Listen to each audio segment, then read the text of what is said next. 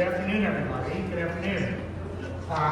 Thank you all for coming to the Cognitive Film Society's presentation of Annie Hall.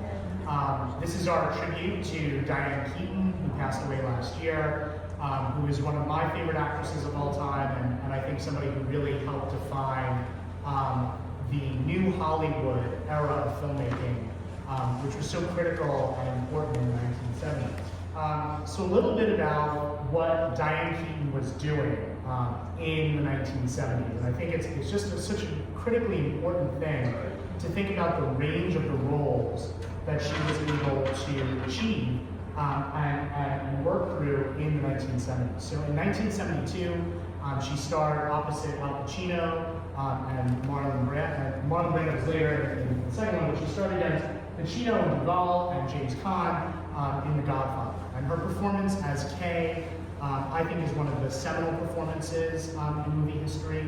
I think we all remember the scene where she looks at Michael and never asks me about my business, Kay. And I think she's even better in The Godfather Part 2. So I think the range that she showed in that film, when you think about the performance, and I think about this a lot, when you think about her performance as Kay, and then the innocence in the performance that she has and brings to Annie Hall is really tremendous. He's looking for Mr. Goodbar. This is a film that was unavailable for a lot of people for many, many years. It's based on a seminal 1970s novel. It was shot and was released the same year as Annie Hall, which is kind of unbelievable if you watch Looking for Mr. Goodbar, which is the best way I could describe it, it's like a darker female version of Saturday Night Fever, where she is going out into the 1970s New York nightlife and finds a lot of desperation and drug addiction, and ultimately meets kind of a grisly end of the movie. But it's a fascinating performance, especially when you think that it was shot really consecutively with Annie Hall. And the fact that she is able to portray such a dark character when Annie Hall is such a light character, I think is just an amazing testament to Diane Keaton's range. Another film that shows her tremendous range is another film that she did with Woody Allen called Interiors. Interiors is about as non-Woody Allen a movie from what you think of a traditional Woody Allen film would be. It's very, very influenced by Ingmar Bergman's filmmaking, the great Swedish filmmaker. It's very quiet. There are scenes in this movie where there's ripping of tape and it feels like it's like the explosion of the Death Star. It's amazing.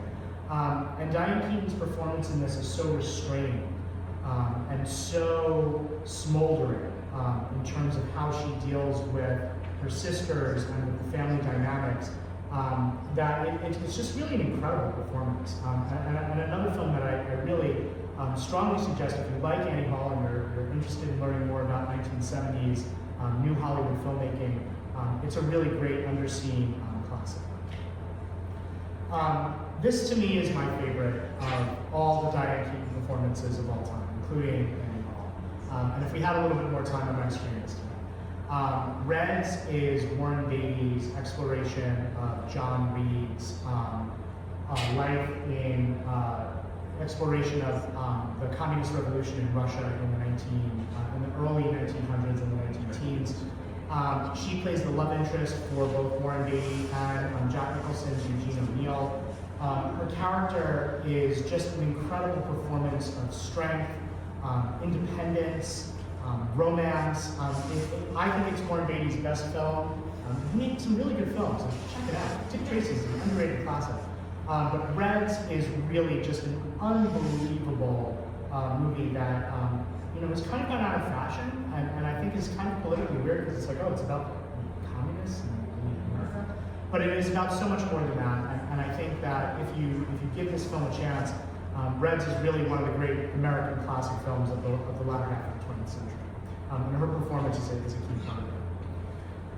So some of the other women in New Hollywood who Diane Keaton either influenced or some of her contemporaries, all of whom gave, when you think about the jump in filmmaking from the 1950s, and you think about some of the great performances of actresses like Grace Kelly, or even Ingrid Bergman, who then did stuff with Roberto Rossellini, it's much more theatrical in terms of their acting. It is much more overt. It's much more stage influenced, I would say. The women of New Hollywood were much more naturalistic in their portrayals. Faye Dunaway in Network. This was just recently re-released in 4K by the Criterion Collection. If you have not seen Network, it's literally a work of prophecy. I mean, it is the most incredible film about where media was going and what we could expect from a really gamified, capitalistic-only aesthetic. Ellen Burstyn in Alice Doesn't Live Here Anymore. Just an incredible film, and one of Scorsese's underrated classics. A lot of people don't know that Scorsese directed this. And it is just an incredible exploration of blue-collar women at that time. And then, of course, Gina Rowlands in John Cassavetes' classic, A Woman Under the Influence. This is a film that's so influential that, I think, very few people have seen A Woman Under the Influence, if you're not a major cinephile or not related to Cassavetes. But Gina Rowlands' performance is absolutely a touchstone.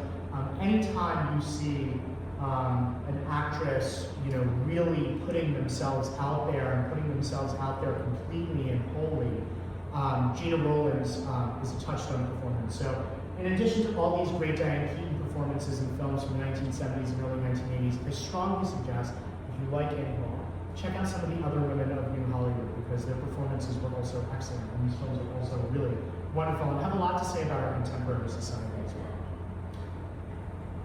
So with that, I will hand it off to